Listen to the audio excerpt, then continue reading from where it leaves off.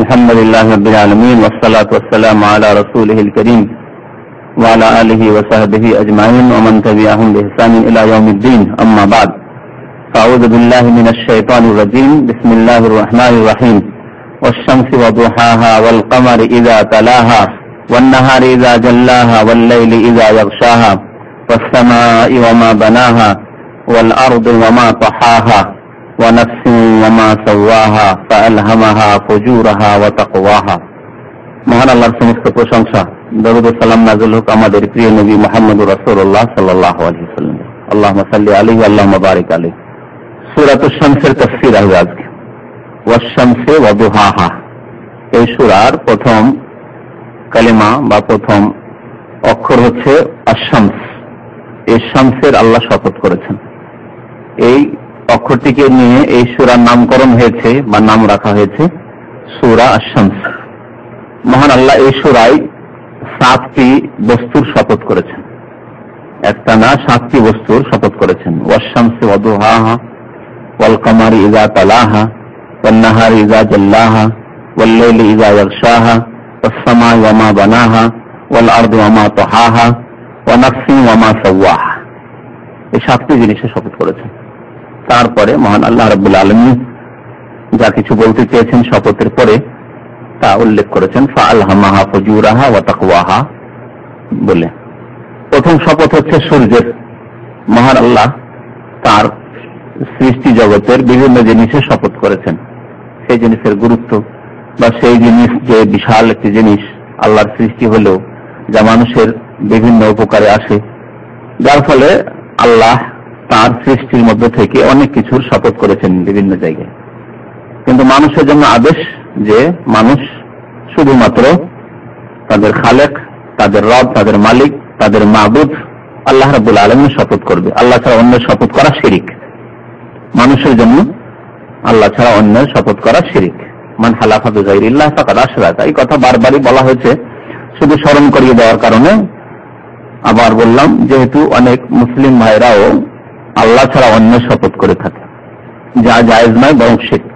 তবে আল্লাহ রাব্বুল আলামিন তিনি যে কোনো জিনিসের শপথের ইচ্ছা করেন, শপথ করে থাকেন। ওয়াশ-শামসি ওয়া দুহাহা, শপথ সূর্যের, শামস ওয়া দুহাহা এবং তার কিরণের। সূর্যের যে কিরণ যে তাপ ছড়াতে আরম্ভ করে কিরণের মাধ্যমে, তার শপথ করেছেন। ওয়াশ-শামসি ওয়া দুহাহা, একসাথে দুটো জিনিসকে উল্লেখ করা হয়েছে। এই সূর্যের আল্লাহ শপথ করেছেন। বিশাল সৃষ্টি সূর্য। এই সূর্য সম্পর্কে বিজ্ঞান চর্চা করলে বোঝা যাবে যে সূর্য, এতে কি ক্ষমতা রয়েছে, এর দ্বারা কত উপকারিতা রয়েছে। এই সূর্যের আলো না পেলে না গাছ বেঁচে থাকতো, না মানুষ বেঁচে থাকতে পারতো, না পৃথিবীতে ফসল আদি জন্মাতো, না রুজি রিজিকের ব্যবস্থাই হতো, তাই না? গাছপালা, ফসল পানি যদি এই সূর্যের তাপ না পেত তাহলে হয়তো কি কিছু? ওয়াশ-শামসি ওয়া দুহাহা ওয়াল কামারি ইযা তালাহা, দ্বিতীয় শপথ হচ্ছে চন্দ্রের। কামার, কামারও বলে চাঁদকে, আর হেলালও বলে চাঁদকে। জানেন না হেলাল? দুটোতে পার্থক্য আছে না পার্থক্য নেই?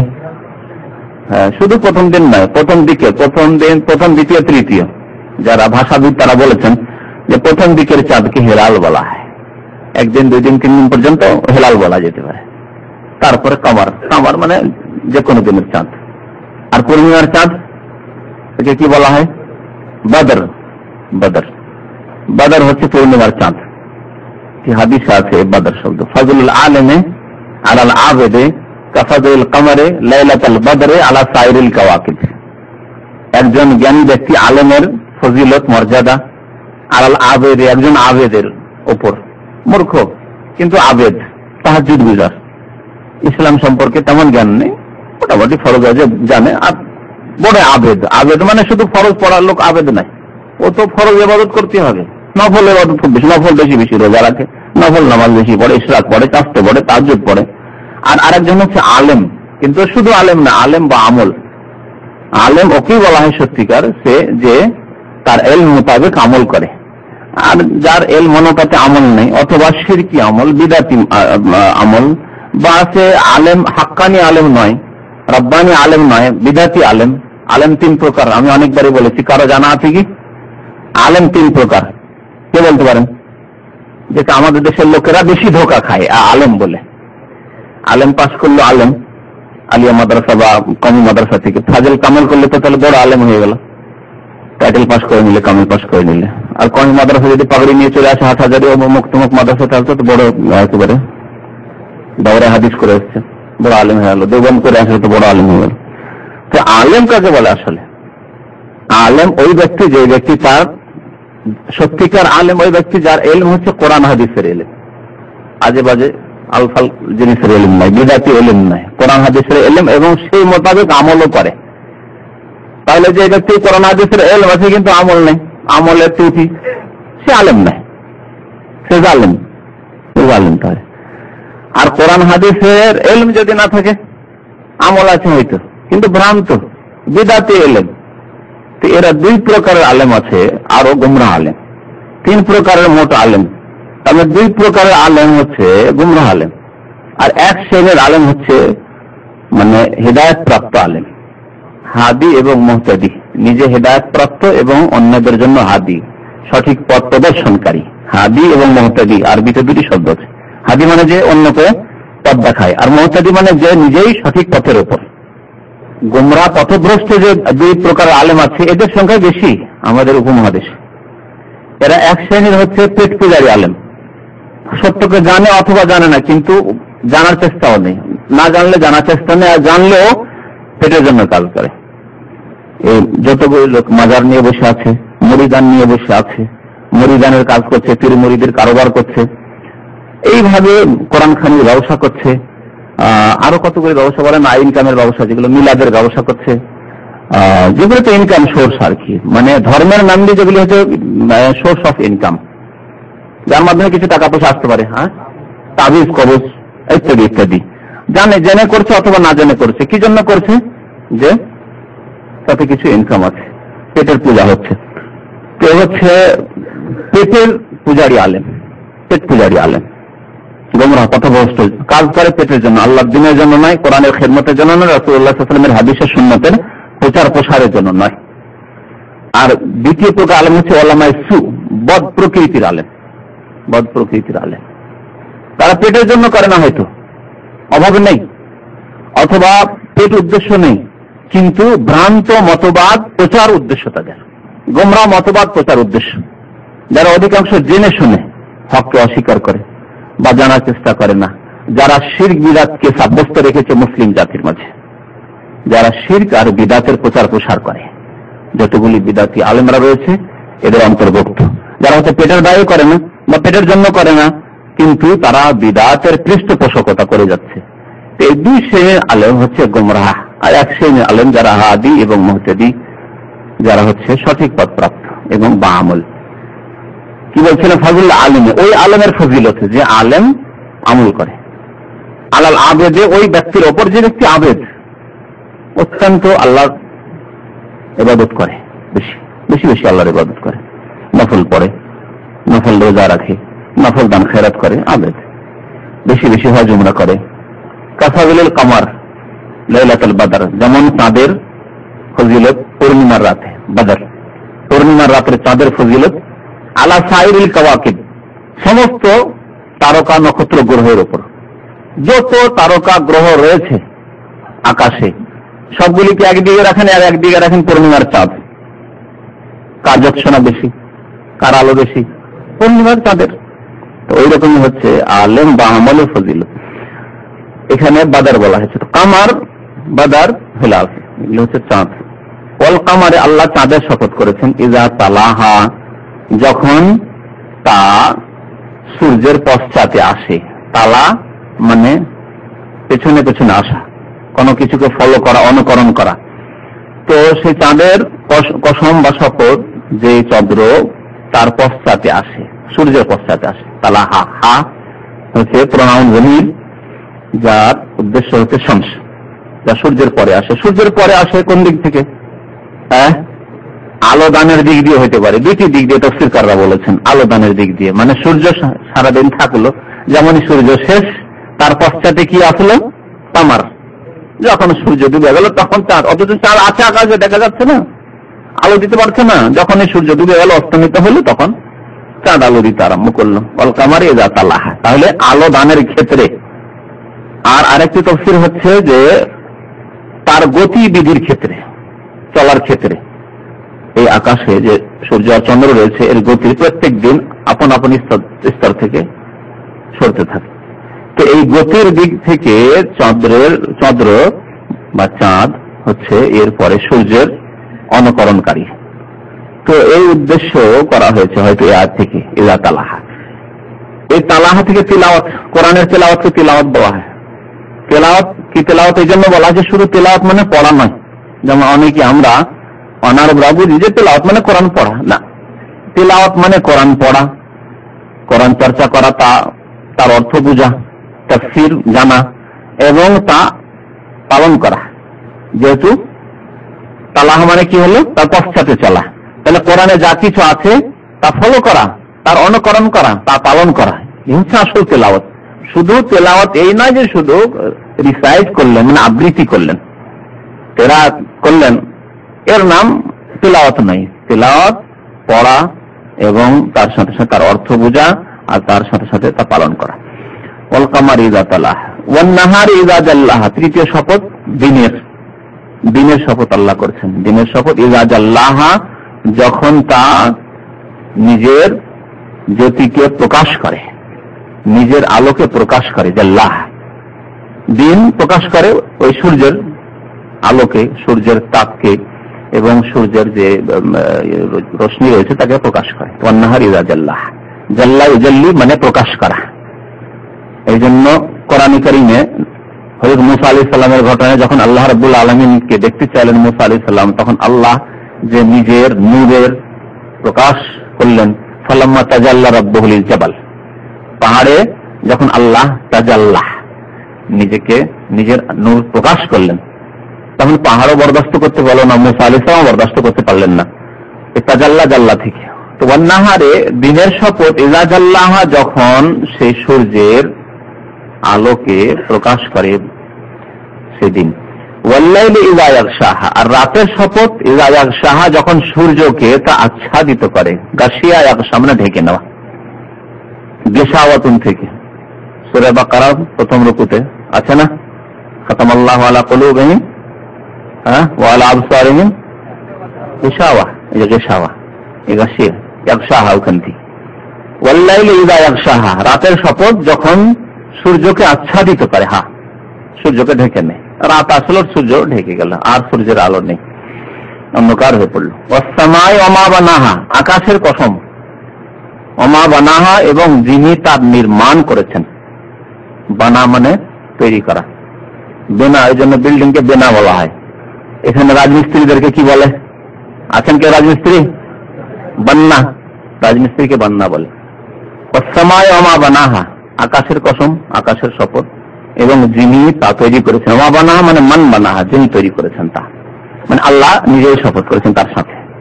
ওয়াল আরদি ওয়া মা তাহাহা, এবং জমিনের শপথ, পৃথিবীর শপথ। আরদ জমিনকে বলা হয়। জমিনের শপথ, ওয়া মা তাহাহা, এবং যিনি সেই জমিনকে বিস্তৃত করেছেন, বিছিয়ে দিয়েছেন। জমিনকে আল্লাহ এভাবে যদি বিছানার মতো না করে দিতেন, বসবাসযোগ্য না করতেন, তাহলে বসবাস মানুষ করতে পারত না। পৃথিবী তো গোলাকার, এই জমিন গোলাকার। এই গোলাকার যদি এমন গোলাকার হতো, আর পৃথিবী যদি এই কথা সত্য হয়, হতে পারে, বলা হয়েছে সত্য হতে পারে, আর ইসলাম বিরোধী নাই যে পৃথিবী ঘুরছে, এই ঘুরন্ত অবস্থা যদি ওই রকম উপলব্ধি করতাম যে হ্যাঁ ঘুরছে, তাহলে এই ঘুরন্ত এতে টিকা অসম্ভব ছিল না। বাড়ি ঘর টিকে থাকবে, এত এত তালা বাড়ি, তারপরে আপনি চলাফেরা করবেন, পারতেন না করতে। আল্লাহ বসবাসযোগ্য করেছেন এই জমিনকে। ওয়াল আরদি ওয়া মা তাহাহা, কসম জমিনের বা পৃথিবীর, ওয়া মা তাহাহা, এবং যিনি তা বিস্তৃত করেছেন, বসবাসযোগ্য করেছেন। অন্য জায়গায় আল্লাহ বলেছেন ওয়াল আরদা ফারাশনাহা, ফারাশ মানে জানেন বিছানা। ওয়াল আরদা ফারাশনাহা ফানিমাল মাহিদুন, আল্লাহ বলছেন যে আমি জমিনকে ফারাশনাহা, বিছানা করে দিয়েছি তোমাদের জন্য, বিছিয়ে দিয়েছি বিছানা। ফানিমাল মাহিদুন, উত্তম তিনি নির্মাণকারী। জমিন আকাশকে নির্মাণকারী, তিনি সর্বোত্তম নির্মাণকারী। ওয়া নাফসিন ওয়া মা সাওয়াহা, এবং জীবনের কসম বা আত্মার কসম। নাফস আত্মাকে বলা হয়, নাফস মানুষ জীবনকে বলা হয়, নাফস ব্যক্তিকে বলা হয়। আত্মার কসম। ওয়া মা সাওয়াহা, এবং বা মানুষের জীবনের কসম, ওমা সাওয়াহা এবং যিনি তা সুবিন্যস্ত করেছেন। সাওয়াহ, এই সাওয়া শব্দটি সাব্বাহ ইসমা রাব্বিকাল আলাতে এসেছে। সাব্বাহ ইসমা রাব্বিকাল আলা আল্লাযী খালাকা ফাসাওয়া, এখানে সাওয়া, যিনি সৃষ্টি করেছেন এবং সুবিন্যস্ত করেছেন। শুধু সৃষ্টি করেননি, সৃষ্টি যদি করতেন খারাপ করে দেখতে ভালো লাগতো না, তাহলে এক অপরের আকর্ষণ থাকতো না। খারাপ জিনিস কেউ দেখতে চায় না। যেখানে একটা যদি ফুল থাকে বারবার দেখতে চাইবেন আপনি, কিন্তু একটা খারাপ জিনিস থাকলে না দেখতে চাইবেন না। মানুষ এক অপরের দিকে বারবার দেখতে থাকে, এত সুন্দর। সত্যি আপনি আপনার স্ত্রী দিয়ে বারবার দেখতে থাকেন, আপনার ছেলে মেয়ে দিয়ে বারবার দেখতে থাকেন। কত সুন্দর করে আল্লাহ তৈরি করেছেন। লাকাদ খালাকনাল ইনসানা ফি আহসানি তাকওয়িম, সূরা 3 তাফসীর পড়েছেন। আমি মানুষকে সৃষ্টি করেছি উত্তম অবয়বে, উত্তম ধরন গঠন যে কত সুন্দর করে তৈরি করেছেন। যেখানে যে জিনিস সেট হলে সুন্দর লাগে, আল্লাহ রাব্বুল আলামিন সবচেয়ে বেশি সম্পর্কে জ্ঞানী, মহাজ্ঞানী তিনি ওইভাবে সৃষ্টি করেছেন। 5টা আঙ্গুল সুন্দর লাগছে, একটা বেশি হলে তারও ভালো মনে হচ্ছে, 6টা হয়ে গেল কিন্তু খারাপ লাগবে। আল্লাহু আকবার, ঠিক না? নাক একটা আছে, দুটো দিয়ে দেন, দুটো নাক বন্ধ হয়ে গেলে কত কষ্ট, মুখ দিয়ে নিঃশ্বাস নিতে হচ্ছে। হ্যাঁ, বারবার মুখ শুকিয়ে যায়, সর্দি লাগে, বুঝতে পারবেন। যদি 4টা নাক হইতো তো 2টা বন্ধ হলে 2টা কাজ করতো, ভালো লাগতো দেখতে। কি 2টো চোখে দেখছেন, 4টা চোখে দেখলে তো বেশি ভালো হতো। 2টো যদি পিছন দিকে চোখ দেখতো, পিছন দিকে দেখতে কেমন লাগতো? তাহলে আল্লাহু আকবার। ওয়া নাফসিন ওয়া মা সাওয়াহা, মানুষের জীবনের কসম বা আত্মার কসম। ওয়া মা সাওয়াহা, যিনি তা সুবিন্যস্ত করেছেন। ফাআলহামাহা ফুজুরাহা ওয়া তাকওয়াহা, এবং ইলহাম মানে জ্ঞান দান করা। ওই নফসকে মানে ব্যক্তিকে বা মানুষকে আল্লাহ ইলহাম করেছেন, মানে জ্ঞান দান করেছেন। আল্লাহর পক্ষ থেকে জ্ঞান, কত জ্ঞান আছে তা পড়াশোনা করতে হয়নি, কোথাও থেকে পড়াশোনা করেননি আপনি। যখনই পৃথিবীতে এসছেন খেতে হবে আপনাকে, এটা পড়াশোনা করানো হয়নি আপনাকে। মায়ের স্তনে মুখ দিয়ে টানতে হবে, তাহলেই দুধ বেরিয়ে আসবে, কোথাও শেখাও হয়নি তাকে যেভাবে টানো। ও ভাষাও বুঝতো না, যদি আবার বলতেন তাও ভাষাও বুঝতো না। আপনি ভাষা বুঝতেন না, আমি বুঝতাম না।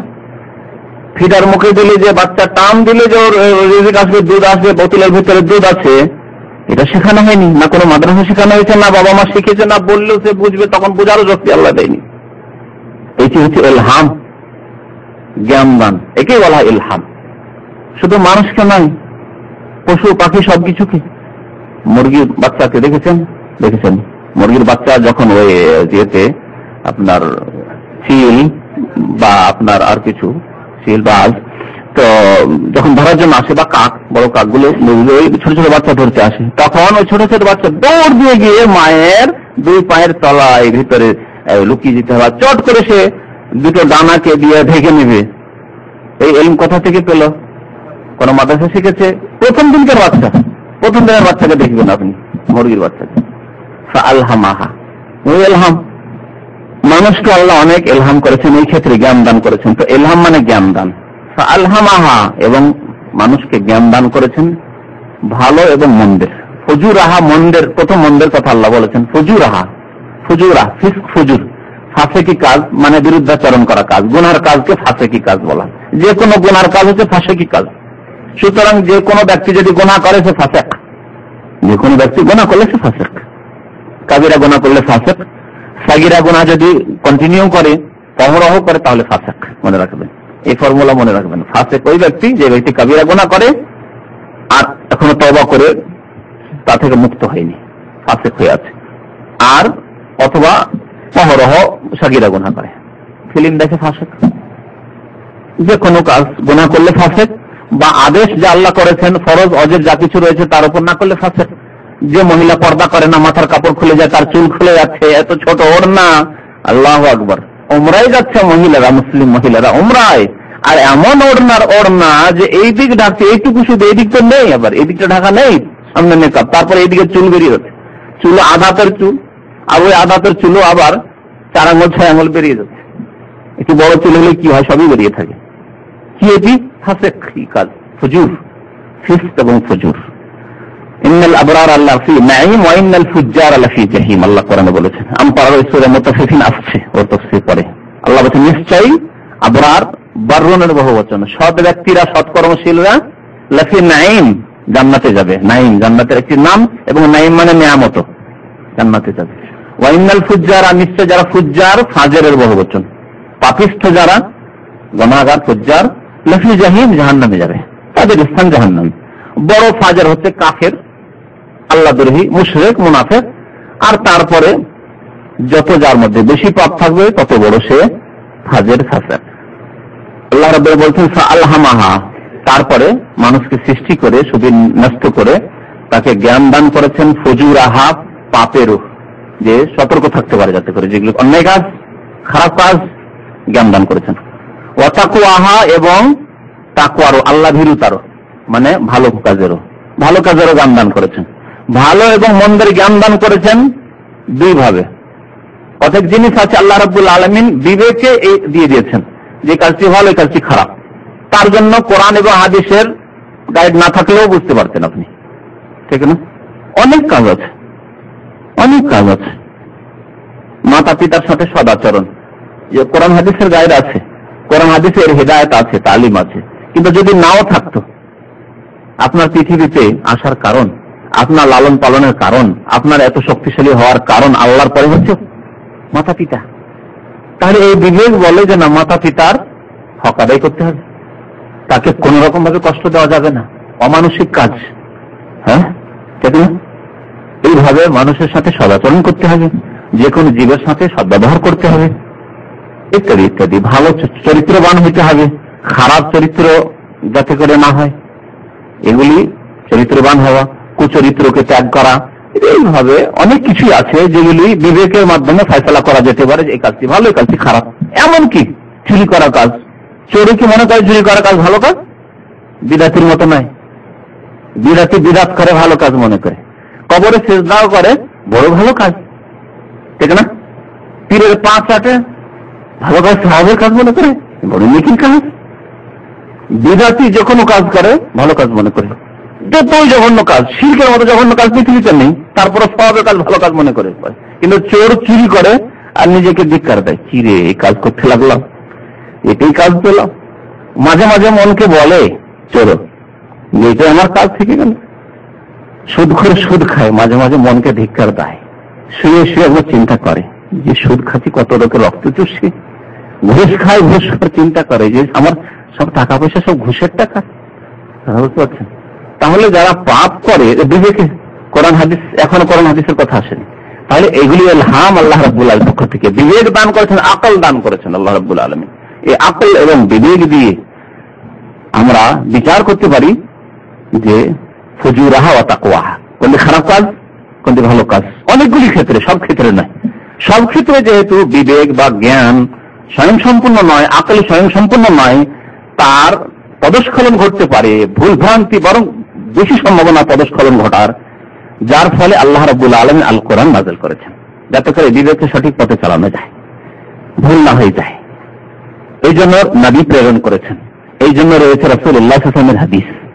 কোরআন এবং হাদিসকে যারা আঁকড়ে ধরে থাকবে পথভ্রষ্ট হবে না। নিজের বিবেক রয়েছে, বিবেক দিয়ে বিচার করবে এবং সেই বিবেককে চালাবে কোরআন এবং হাদিসের ভিত্তিতে।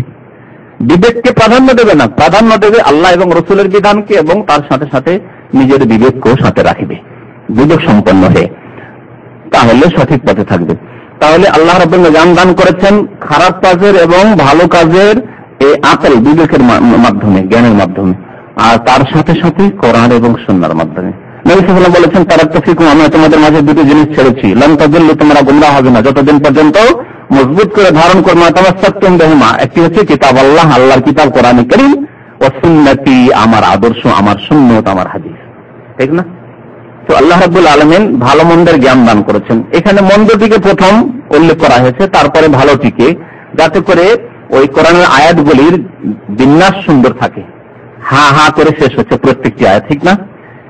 ওয়াশ-শামসি ওয়াদুহাহা, খাড়া যাবার তারপরে হা, আবার ওয়াদুহাহা, ওয়াল কামার ইযা তালাহা, জাল্লাহা, ইয়াগশাহা, বানাহা, তাহাহা, সাওয়াহা, তারপরে ফাআলহামাহা ফুজুরাহা, যদি হয়তো তো খাড়া যাবার হচ্ছে না, ফুজুরাহা শেষখানে হইলে, সেজন্য ফাআলহামাহা ফুজুরাহা ওয়া তাকওয়াহা, খাড়া যাবার এখানে আছে। এই জন্য না হলে তাকওয়াটিকে প্রথম নিয়ে আসা যেত, যেহেতু তাকওয়া ভালো জিনিস, ভালোকে প্রথমে রাখা ভালো, কিন্তু কোরআনের এই আয়াতগুলির শেষের যে বিন্যাস রয়েছে এটিকে সুন্দর রাখার জন্য, শুনতেও সুন্দর লাগছে, সেজন্য আল্লাহ রাব্বুল আলামিন প্রথম ফজরকে উল্লেখ করেছেন, তারপরে তাকওয়াকে উল্লেখ করেছেন। তো এই 7টি জিনিসের বা 7টি জিনিসের সাথে আরো কিছু জিনিসের কসম, 7টি আয়াত তো, কিন্তু তার সাথে সাথে কিন্তু কসম আরো রয়েছে। দোহা, সূর্য এবং সূর্যের কিরণের, অসময় অমা বানাহা, আকাশ এবং আকাশ যিনি সৃষ্টি করেছেন, আল্লাহর তাআলা শপথ রয়েছে। এইভাবে এই শপথগুলির পরে আল্লাহ রাব্বুল বলছেন যে কাদ আফলাহা মান যাক্কাহা, মুক্তি পাবে সেই ব্যক্তি, সফল কাম হবে সেই ব্যক্তি যেই ব্যক্তি নিজের নফসকে কি করলো, পাক পবিত্র করলো। যাক্কাহা, আত্মার পরিশুদ্ধি করলো, নিজের আত্মাকে পাক পবিত্র করলো। আত্মার পরিশুদ্ধি কিভাবে হবে? এখানে গুমরাহ হয়েছে তাসাউফপন্থীরা, সুফিবাদীরা। এখানে গুমরাহ পথভ্রষ্ট হয়েছে এই পীরপন্থীরা। ইসলামে পীরতন্ত্র বলে কোনো কিছু নেই, সুফিজম বলে কোনো কিছু নেই, তাসাউফ বলে কোনো কিছু ইসলামে নেই। কিন্তু এই যে কাদ আফলাহা মান যাক্কাহার মতো আয়াতগুলি দিয়ে তারা গুমরাহ হয়েছে নিজেরা এবং অন্যদেরকে গুমরাহ করে থাকে। তাজকিয়া মানে আত্মার পরিশুদ্ধি। আত্মার পরিশুদ্ধির জন্য কোরআন এবং হাদিস যথেষ্ট না, আরো কিছু লাগবে। আল্লাহ এবং রাসূলের গাইড রয়েছে কোরআন হাদিসে, তাহলে আত্মার পরিশুদ্ধি হইতে হবে কোরআন এবং সুন্নাহ দিয়ে, আল্লাহ এবং রাসূলের কথা দিয়ে। তারা যথেষ্ট মনে করেনি। তখন তারা করে কি না, এর জন্য বিশেষ ওজিফা লাগবে, বিশেষ ওজিফার তরিকা লাগবে, একটা খাস তরিকা ধরতে হবে, নকশবন্দি অথবা চিশতি বা মুজাদ্দিদি বা সাহারওয়ার্দী বা অমুক তমুক কাদেরি, এই তরিকা লাগবে। এই তরিকার মাধ্যমেই হতে পারে। আর এক তরিকা ধরে নিলে ওই তরিকার উপরেই অগ্রগতি হইতে হবে, আর এর মাধ্যমেই রয়েছে আত্মার শুদ্ধি ইত্যাদি ইত্যাদি করে তারা পথভ্রষ্ট হয়ে গেছে পীরপন্থীরা।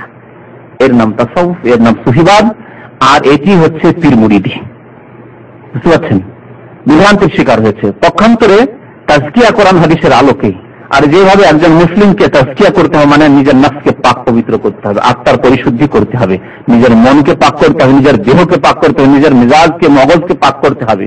কিসের মাধ্যমে? নিজের কাজকর্মকে পাক পবিত্র করতে হবে কোরআন এবং সুন্নাহর আলোকে। আল্লাহ যা ফরজ করেছেন, যা আদেশ করেছেন, রাসূলুল্লাহ সাল্লাল্লাহু আলাইহি ওয়াসাল্লাম যা সুন্নাত বলে আখ্যায়িত করেছেন, আল্লাহ এবং রাসূল যা করণীয় বলে উল্লেখ করেছেন, তা পালনের মাধ্যমে, এবং আল্লাহ এবং রাসূল যেসব জিনিস থেকে বাধা দিয়েছেন অথবা অপছন্দ করেছেন, হয়তো শক্তভাবে বাধা দেওয়া হয়নি, প্রত্যেক জিনিস এরকম আছে, নবী সাল্লাল্লাহু আলাইহি ওয়াসাল্লাম শক্তভাবে বাধা দেননি, কিন্তু অপছন্দ করেছেন, তা ত্যাগের মাধ্যমে। হারাম জিনিস তো ছাড়তে হবে, অন্যায় কাজ তো ছাড়তে হবে, নাজায়েজ অবৈধ কাজ তো ছাড়তে হবে, অবৈধ কথা তো ছাড়তে হবে, কিন্তু অপছন্দনীয় না, হয়তো জায়েজ, কিন্তু সেই জায়েজ কাজটি করলে নাজায়েজও আপনি যেতে পারেন, আশঙ্কা আছে, ভুলের আশঙ্কা আছে সেখানে গেলে, একেবারে বর্ডার। তাহলে সেসব জিনিস ত্যাগের মাধ্যমে আত্মার পরিশুদ্ধি করতে হবে। তারপরে আত্মার পরিশুদ্ধি এর চাইতে বেশি ফরজ, ওয়াজিব, আদেশ, সুন্নাত এগুলি পালন করার পরে নওয়াফিলের দ্বারা। ফরজ হয়ে গেল আপনার 5 ওয়াক্ত নামাজ ফরজ, তখন আত্মার পরিশুদ্ধি করবেন। এখন উদাহরণ দিয়ে সংক্ষেপে বোঝেন। দিনে রাতে 12 রাকাত সুন্নাত পড়ে, বেতর পড়ে হলো 17 রাকাত ফরজ হয়ে গেল, 12 রাকাত সুন্নাতে রাতেবা হয়ে গেল, 1 রাকাত, 3 রাকাত, 5 রাকাত, 7 রাকাত, 9 রাকাত বেতর হয়ে গেল। তারপরেও আরো আত্মার শুদ্ধি করতে চান, আপনি আরো আল্লাহর নৈকট্য লাভ করতে চান, আরো কাদ আফলাহা মান যাক্কাহা, মুক্তি পাবে সেই ব্যক্তি যে ব্যক্তি নিজের আত্মার পরিশুদ্ধি করলে, আরো বেশি পরিশুদ্ধি করতে চান, যাতে আপনি একেবারে সন্দেহ না থাকে যে আমি নিজের নফসকে পাক করে ফেলেছি। তাহলে তাহাজ্জুদ পড়লেন, ইশরাক চাষতো পড়লেন, আপনি নামাজের দিক হলো। রোজার ক্ষেত্রে রমজান মাসে রোজা রাখলেন, আপনি যেসব সুন্নত রোজা রয়েছে বিভিন্ন মাসে সেসব রোজা রাখলেন, নফল রোজা মাসে 3টি রাখলেন, সোমবার বৃহস্পতিবার রাখলেন, এছাড়াও যদি আরো কিছু পালন করলেন আপনি।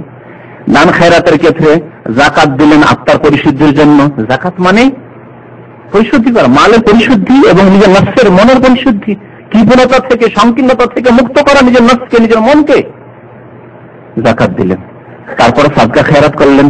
যে কোনো দিনের কাজ হচ্ছে সেখানে আপনার অংশ রয়েছে, মসজিদ হচ্ছে, মাদ্রাসা হচ্ছে, ইসলামিক লাইব্রেরি হচ্ছে, ইসলামের খেদমত হচ্ছে, ইসলামিক বই ছাপানো হচ্ছে, সব জায়গায় খরচ করছেন আপনি। এতিমের দেখাশোনা, বিধবার দেখাশোনা, সমাজের সেবায়, বন্যা হয়েছে বন্যার্তদের খেদমত ইত্যাদি ইত্যাদি। আত্মার পরিশুদ্ধি, এগুলি হচ্ছে আত্মার পরিশুদ্ধি। হজের ক্ষেত্রে জীবনে একবার হজ ফরজ, এই ফরজ হজের মাধ্যমে আত্মার শুদ্ধি হলো। ওমরা জীবনে একবার করলেন, তারপরে না, মাঝে মাঝে আল্লাহ পয়সা দিচ্ছে, মাঝে মাঝে আমি যাব, 5 বছর পর পর যাবো, হজ করবো, আমি বছরে 2, 3, 4, 5টা উমরা করে আসবো, প্রতি রমজানে আমি একটা করে উমরা করবো। এগুলো হচ্ছে তাজকিয়া নফস, এ হচ্ছে আত্মার শুদ্ধির তরিকা। এ তো হলো পজিটিভের দিকে, মানে এগুলো হ্যাঁ বাচ্চা করতে হবে। না করার দিক দিয়ে হারাম খাওয়া থেকে বেঁচে থাকলেন আপনি, সুদ থেকে, ঘুষ থেকে বেঁচে থাকলেন, হারাম ব্যবসা থেকে বেঁচে থাকলেন, চুরি খেয়ানত থেকে বেঁচে থাকলেন আপনি, এমনকি কোন অপছন্দনীয় জিনিস থেকে বেঁচে থাকলেন, অপছন্দনীয় তা থেকেও নিজেকে বাঁচিয়ে রাখলেন আপনি, বরং সন্দেহের জিনিস তাতে বেঁচে থাকলেন আপনি। নবী করিম সাল্লাল্লাহু আলাইহি ওয়াসাল্লাম আত্মার পরিশুদ্ধি কেমন করে হয় বলছে। হাসান রাদিয়াল্লাহু তাআলা, ছোট ছেলে, রাস্তায় যেতে যেতে একটা খেজুর পেয়েছে পড়ে, ক্ষুধার্ত ছেলে, ছোট ছেলে, খেজুরটিকে উঠিয়ে মুখে দিয়ে দিয়েছে। বুখারী শরীফের হাদিস। নবী করিম সাল্লাল্লাহু আলাইহি ওয়াসাল্লাম বলছেন যে কিখ কিখ কিখ, ছি ছি ছি, আমরা বলি না ছোট বাচ্চাটা ছি ছি ছি ছি ছি করে ফেলে দেবো, ছি ছি ছি ফেলে চট করে ফেলে দিয়েছে। হাসান কিন্তু কান্না করা শুরু করেছে। খিদা ছিল, একটি খেজুর মুখে দিয়েছে, মিষ্টি লেগে উঠেছে। ছি ছি, নবী করিম সাল্লাল্লাহু আলাইহি ওয়াসাল্লাম নানা করছে, নানা যান, সাথে সাথে ফেলে দিয়ে কান্না করা শুরু করেছে। প্রিয় মুহাম্মদ রাসূলুল্লাহ সাল্লাল্লাহু আলাইহি ওয়াসাল্লাম বলছেন যে হে হাসান, হতে পারে আখশা আন তাকুনা মিনাস সাদাকা ওয়া ইন্না আলা মুহাম্মাদিন লা তাহিল্লু লাহু সাদাকা, আমার আশঙ্কা হলো যে এটি সাদাকার খেজুর হতে পারে, আর মুহাম্মাদের বংশধরের জন্য সাদাকা হালাল নয়, হারাম। সন্দেহ, ইয়াকিন ছিল না। আখশা আন তাকুনা মিনাস সাদাকা, হতে পারে সাদাকার খেজুর। কি করলেন? সন্দেহ জায়েজ, খেলে জায়েজ ছিল। আমি এই জন্য আগেই বলেছি, হারাম থেকে তো বাঁচবেন আত্মার পরিশুদ্ধির জন্য। মাকরু অপছন্দের জিনিস থেকে বা এক শ্রেণীর লোকেরা গাঁজাখড়ি করে, সিগারেট খায় আর জর্দা খায়। এক শ্রেণীর মোল্লা মৌলবীরা আমাদের সে জর্দা খায়, কথা বলতে পারছেন, খৈনি খায়, তারপরে গুল ব্যবহার করে দাঁত পরিষ্কার করার জন্য, আর বলে মাকরুহ। আর আত্মার শুদ্ধি এই পীর মুরিদি বিদাতি তরিকার মাধ্যমে। হ্যাঁ, মাকরু যদি মাকরু হয় তো মাকরু ইসলামে বলা হয়েছে মাকরু খেতে থাকো নাকি জায়েজ খেজুর। সন্দেহ, শুধু সন্দেহ করলে তো ইসলামের কোন বিধান কায়েম হয়ে যাবে সন্দেহের কারণে। আপনার সন্দেহ হচ্ছে উযু আছে না নেই? উযু আছে, ইসলামের বিধান হচ্ছে সন্দেহের জন্য কোন ইসলামের বিধান নষ্ট হয়ে যায়। সন্দেহ সাদকা হতে পারে, নাও হতে পারে, জায়েজ ছিল, নবী সাল্লাল্লাহু আলাইহি ওয়াসাল্লাম খেতে দিলেন না। এতে অনেক জায়েজ জিনিসকে ছেড়ে দিতে হয় এই আশঙ্কায় যে হতে পারে না জায়েজ, হতে পারে না জায়েজ। এই হচ্ছে আত্মার শুদ্ধির তরিকা। কাদ আফলাহা মান যাক্কাহা, সফল কাম হবে সেই ব্যক্তি। আল্লাহ অতীতের শব্দ মাঝের সেগা ব্যবহার করেছেন। আবার অনেকের থাকতে পারে যে আমি ভবিষ্যতের অর্থ করছি আর শব্দ এখানে আফলাহা, ঠিক না? তো কারো যেন এই এতরাজ না থাকে সেজন্য স্পষ্ট করে দিচ্ছি, আফলাহা মানে মুক্তি পেয়ে গেছে বা সফল কাম হয়ে গেছে। যেমন সূরা মুমিনুন আল্লাহ বলেছেন কাদ আফলাহাল মুমিনুন, ওই মুমিনরা সফল কাম হয়ে গেছে। কি হয়েছে? কি না হবে? হবে। কিন্তু ভবিষ্যৎকে আল্লাহ রাব্বুল আলামিন পাস্ট টেন্স দিয়ে, মাজির সেগা দিয়ে, অতীতের বাক্য দিয়ে উল্লেখ করেছেন। এখানেও কাদ আফলাহা, যদি মজার ভবিষ্যৎ হতো তাহলে ইফলাহ হতো, আফলাহা হতো না। আর সূরা মুমিনুন কাদ আফলাহাল মুমিনুন, ওখানে আফলাহা বলেছেন। কি জন্য? যেমন অতীতের কোনো ঘটনা যদি ঘটে থাকে তাতে কোনো সন্দেহ নেই, কোনো সন্দেহ নেই। একটি ঘটনা ঘটেছে, সত্য ঘটনা, অতীতে ঘটে গেছে, কোনো সন্দেহ নেই। কিন্তু যদি বলে ভবিষ্যতে 2010 সালে একটা বিশ্বযুদ্ধ হবে, তাহলে হতেও পারে, নাও হতে পারে। যতদিন হয়নি হতেও পারে, নাও হতে পারে। যদিও পরকালের ক্ষেত্রে, আল্লাহর কথার ক্ষেত্রে এরকম কোনো সন্দেহ নেই। কিন্তু যেহেতু সন্দেহ নেই, আল্লাহ রাব্বুল আলামিন যা কিছু বলেছেন তাতে সন্দেহ নেই। পরলৌকিক ক্ষেত্রে মুমিনরা মুক্তি পাবে, যারা আত্মার পরিশুদ্ধি করলে তারা মুক্তি পাবে, কোনো সন্দেহ নেই। ওই রকমই সন্দেহ নেই যেমন অতীতে কোনো ঘটনা ঘটেছে তাতে কোনো সন্দেহ নেই। যেমন নূহ আলাইহিস সালাম রাসূল হয়েছিলেন, তাতে কোনো সন্দেহ নেই। নূহ আলাইহিস সালামের জাতি সম্প্রদায়কে বন্যা দিয়ে ধ্বংস করা হয়েছে, কোনো সন্দেহ নেই। ফেরাউনকে ধ্বংস করা হয়েছে, এতে কোনো সন্দেহ নেই। ঠিক তেমনি মুমিন যারা আত্মার পরিশুদ্ধি করে কাদ আফলাহা, কোনো সন্দেহ নেই। এই জন্য আল্লাহ মাজির সেগা ব্যবহার করেছেন। তো ভাব অর্থের ক্ষেত্রে ভবিষ্যৎ দিয়ে আমরা অনুবাদ করব, কাদ আফলাহা, মুক্তি পাবে, সফল কাম হবে ওই ব্যক্তি যে ব্যক্তি আত্মার পরিশুদ্ধি করলো। ওয়া কাদ খাবা, আর ধ্বংসে পতিত হবে। খাবা, যার উদ্দেশ্য পূরণ না হয়, ব্যর্থ হয়ে যাওয়া বলা খাবা, ক্ষতিগ্রস্ত হওয়া। খাবা খাসেরা, ক্ষতিগ্রস্ত হওয়া, ব্যর্থ হয়ে যাওয়া। সেই ব্যক্তি মান দাসসাহা, যে ব্যক্তি নিজের নফসকে ধ্বংসে পতিত করল, নিজেকে ধ্বংসে পতিত করল। আকীদা, সঠিক আকীদা না রেখে শিরিক বিদআত করে, কুফরি করে, নাস্তিকতায় নিমজ্জিত হয়ে, অথবা গুমরাহ পথ, ভ্রান্ত পথ অবলম্বন করে, অথবা নামাজ ত্যাগ করে, অথবা রোজা ত্যাগ করে, অথবা ফরজ ওয়াজিবে অবহেলা করে, অথবা হারাম খেয়ে হারাম কাজ করে। কাদ খাবা, অকাদ খাবা, ধ্বংসে পতিত হবে। সে ব্যর্থ হলো ওই ব্যক্তি যেই ব্যক্তি নিজের নফসকে ধ্বংসে পতিত করলো গুনাহের কারণে। তারপরে আল্লাহ রাব্বুল আলামিন একটি ঘটনা দৃষ্টান্ত স্বরূপ বর্ণনা করেছেন বড় সংক্ষেপে। কাদের? যাদের সম্পর্কে বলেন ওয়াকাদ খাবা মান দাস্সাহ, ব্যর্থ হল কারা? যারা নিজের নাফসকে নিজেই ধ্বংসে পতিত করল। এদের দৃষ্টান্ত হচ্ছে সমুদ সম্প্রদায়। একটি দৃষ্টান্ত আল্লাহ এখানে বর্ণনা করেছেন, কাযযাবাত সামুদ বিতাকওয়াহা। দেখো, এরা ব্যর্থ, এরা নিজেকে ধ্বংস করলো, যারা নিজের নাফসকে গুনাহে নিমজ্জিত করলো, পাপে নিমজ্জিত করলো, শিরক কুফরিতে নিমজ্জিত করলো, নাস্তিকতায় নিমজ্জিত করলো। কাযযাবাত সামুদ, সামুদ সম্প্রদায়, এই সামুদ সম্প্রদায় প্রাচীন যুগের এই সম্প্রদায়, যাদের এলাকা হচ্ছে তাবুকের মধ্যে আল ওলা শহরের কাছাকাছি। আল ওলাই হিজর নামক একটি জায়গা, প্রাচীন যুগে ওই জায়গাটির নাম ছিল আল হিজর। ওখানে আল ওলা সৌদি আরবের একটি শহর রয়েছে। তো তাবুক জন্য এই সামুদ সম্প্রদায় সেখানে বসবাস করত। মহান আল্লাহ সেখানে একজন নবী পাঠালেন, সেই নবীর নাম সালেহ আলাইহিস সালাম।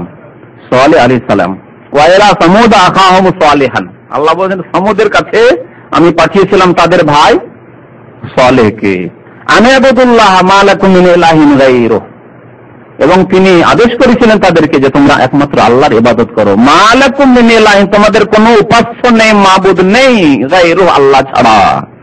এই দাওয়াত ছিল প্রত্যেক নবী এবং রাসূলের। প্রত্যেক নবী রাসূল এই দাওয়াত নিয়ে এসেছিলেন যে ইবাদুল্লাহ মা লাকুম মিন ইলাহিন গায়রুহু, আল্লাহর ইবাদত করো, আল্লাহ ছাড়া কোনো উপাস্য নেই, কোনো ইলাহ নেই, সব বাতিল। তো এই সামুদ সম্প্রদায় এই সালেহ আলাইহিস সালামকে আলফাল কথাবার্তা বলতে লাগলো, জাদুঘর মজনুন পাগল বলতে লাগলো, এবং অস্বীকার করলো, অমান্য করলো আল্লাহ নিদর্শন স্বরূপ এবং তাদের ওপর রহমত স্বরূপ। আল্লাহর একটা নিদর্শন আয়াত, আল্লাহর কুদরত নিদর্শন এই জন্য যে সেই স্ত্রী উটনি আল্লাহ পাঠিয়েছিলেন। এই স্ত্রী কেমন ছিল? এই আজব স্ত্রী। একটি কূপ ছিল তাদের সমুদ্রের, সেই কূপের পানি একদিন যে পান করতো সে স্ত্রী পুরোটাই পান করে নিত, সেই দিন আর কেউ পানি পেত না, পুরো কূপের পানি শেষ হয়ে যেত, শুকিয়ে দিত। এই হচ্ছে এক আজব বিস্ময়কর জিনিস, আল্লাহ নিদর্শন। এমনি একটা উঠে এত পানি পান করতে পারেন না, এত পানি পান করতো সে। আর তারপরে যত পরিমাণ পানি, যত মন পানি পান করলো তত মন তারপরের দিনে দুধ দিত। আর সেই দুধ এই সামুদ সম্প্রদায় বালাস খেত। বালাস বুঝেন তো? হ্যাঁ, কিন্তু বালাসের আসল বুঝেন না আপনারা, আরবিও শিখেন। বালাস থেকে আছে জানেন? বালাস বেলা শাইউন থেকে, আসল হচ্ছে বেলা শাই। শাই মানে থিং, জিনিস, আর বেলা মানে না, নাথিং মানে কোনো কিছু লাগে না। তো বালাস মানে ফিরি, ওখান থেকে বেলা শাই, বুঝতে পারছেন? বিনা কোনো কিছুর বিনিময়ে, বা মানে বিনিময় হয়, বিনা কিছুর বিনিময়। তো ফ্রিতে তারা এই খেতে পেত, কিন্তু তো তাদেরকে শুধু একটি জিনিস বলা হয়েছিল, যেটি আল্লাহ নিদর্শন, তোমাদেরকে পরীক্ষা করার জন্য আল্লাহ পাঠিয়েছে, এবং তোমাদেরকে একটি আদেশ করেছে যে যেই দিন তার পালা থাকবে পানি পান করার, সেই কূপ থেকে তোমরা পানি নিতে পারবে না। আর ওয়ালা তামাসসুহা বিসু, আর এই স্ত্রী তোমরা ক্ষতি করবে না, আহত করবে না, জবাই করবে না, জবাই করে গোশত খেয়ে নেবো একদিনে শেষ, এইরকম কাজ করবে না। আর আহত করবে না, ক্ষতিও করবে না, তাকে একদিন পুরো পানি পান করতে দেবে, সেদিন তোমরা পানি নেবে না, সেদিন তোমরা পানি নেবে না, তারপরের দিন তোমাদেরকে দুধ দেবে, খুব দুধ খাও।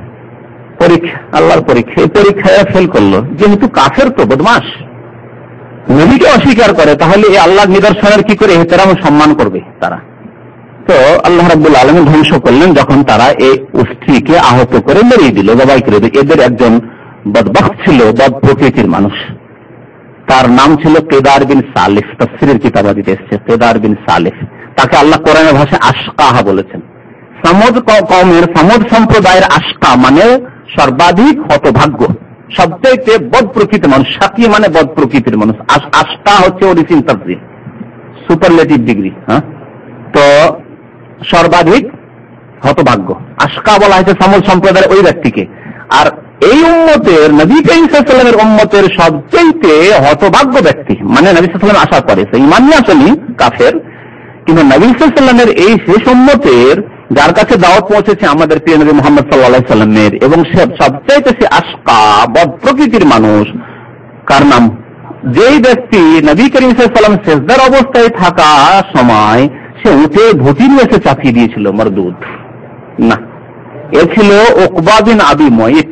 ওর নাম ছিল উকবা বিন আবি মুইত। বুখারী শরীফের হাদিস আছে, বুখারী শরীফের হাদিস রয়েছে ফামবাস আশকাল কওম। এই কুরাইশদের মধ্যে যে ব্যক্তি সবচেয়ে আশকা ছিল, সর্বাধিক হতভাগ্য আশকাল কম। সে তৎপর হয়ে উঠলো আর উঠে ঘড়িটা নিয়ে আসলো, নিয়ে আসার পরে নবী যেমন সেজদাকে অপেক্ষা করছিল সে কাঁধের উপর চাপিয়ে দিল। আল্লাহু আকবার। এই উম্মতের আশকাসে আল্লাহ বলছেন কাযযাবাত সামুদ বিতাকওয়াহা, সামুদ সম্প্রদায় মিথ্যা প্রতিপন্ন করেছে বা মিথ্যা মনে করেছে বিতাকওয়াহা, তাদের সীমা লঙ্ঘনের কারণে। সীমা লঙ্ঘন করে সালেহ আলাইহিস সালামকে মিথ্যা মনে করেছে, আল্লাহর নিদর্শনকে, এই স্ত্রীকে মিথ্যা মনে করেছে, যার ফলে তারা আহত করেছে বা জবাই করেছে, না হলে এই কাজ করার সাহস করতো না। তাদেরকে বলে দেওয়া হয়েছিল যে ওয়ালা তামাসসুহা বিসুন ফায়াখুযাকুম আযাবুন আলীম, কোরআনে অন্য আয়াতে রয়েছে, দেখো এই স্ত্রীকে যদি আহত করো অথবা নিহত করো তাহলে তোমাদেরকে যন্ত্রণাদায়ক শাস্তি এসে ধরবে, সাবধান করা হয়েছিল। এবং তাদেরকে কথা বলা হয়েছিল লাকুম শিরবুন ওয়ালাহা শিরবু ইয়াউমিন মালুম, তোমাদের জন্য একদিন হচ্ছে পান করা, এই কূপ থেকে একটি কূপ ছিল মিষ্টি পানির, এই কূপ থেকে একদিন তোমাদের পালা পানি পান করার, আর আরেকদিন অস্ত্রীর। তাও তাদেরকে সতর্ক করে বলে দেওয়া হয়েছিল, অমান্য করেছিল। হঠাৎ করে তাদের মধ্যে মিটিং হলো যে আচ্ছা কে আছে যে চলে বারবার বলছে আল্লাহর প্রতি ঈমান নিয়ে এসো, কলেমা পড়ো, আর পরকাল বিশ্বাস করো, অমুক করো তুমুক করো, আচ্ছা বলো তো এই যে উস্তিটা পাঠিয়েছে কে উস্তিটাকে জবাই করতে পারবে? মিটিং হলো তাদের, এই কাফেরদের, সমুদ্রের কাফেরদের নেতাদের। আল্লাহ বলছেন এদিন বাস আশকাহা, তৎপর হয়ে উঠল, ইন বাস মানে তৎপর হয়ে উঠা, তৎপর হয়ে উঠলো আশকাহা, তাদের যে সর্বাধিক হতভাগ্য ব্যক্তি, আর গিয়ে জবাই করে দিল। আহত করলে প্রথম, তারপরে জবাই করে দিল সে স্ত্রী, আল্লাহর স্ত্রী। ফাকাল লাহুম রাসূলুল্লাহ নাকাতাল্লাহি ওয়া সুকিয়াহা, তাদেরকে বলেছিলেন আল্লাহর রাসূল অর্থাৎ সালেহ আলাইহিস সালাম, এখানে আল্লাহর রাসূল বলা হয়েছে সালেহ আলাইহিস সালাম, কি বলেছিলেন? নাকাতাল্লাহ, তোমরা শত, তারা মিথ্যা মনে করেছিল সালেহ আলাইহিস সালামের কথা, কি আযাবের কথা বলছে। ফাকারুহা, তারা আহত করেছিল, ফাকারুহা তারা আহত করে দিয়েছিল। ফাদামদামা আলাইহিম রাব্বুহুম, তখন আল্লাহ রাব্বুল আলামিন তাদের পালনকর্তা তাদেরকে একাকার করে দিয়েছিলেন, ধ্বংস করে। দামদামা মানে ধ্বংস করে, একাকার করে দেওয়া, পাইকারি হারে ধ্বংস করে দেওয়া। ফাদামদামা আলাইহিম, তাদেরকে আল্লাহ একাকার করে দিয়েছিলেন ধ্বংস করে, রাব্বুহুম তাদের পালনকর্তা, বিজামবানি, কেন কেন তাদের গুনাহ, জামবানি গুনাহ, তাদের গুনার কারণে। তাহলে যে কোনো জাতি বা যে কোনো ব্যক্তি যদি বিপদগ্রস্ত হয় মনে রাখতে হবে যে তার গুনার কারণে। এটি কোরআনের ফর্মুলা, অনেক আয়াতে এই কথা উল্লেখ করা হয়েছে। জাতি হোক বা ব্যক্তি হোক, দেশ হোক, যদি আল্লাহর আযাব আছে বা আল্লাহ মুসিবত আছে, তাহলে কিসের কারণে? সেই দেশের, সেই সমাজের, সেই জাতির, সেই ব্যক্তির পাপাচারের কারণে।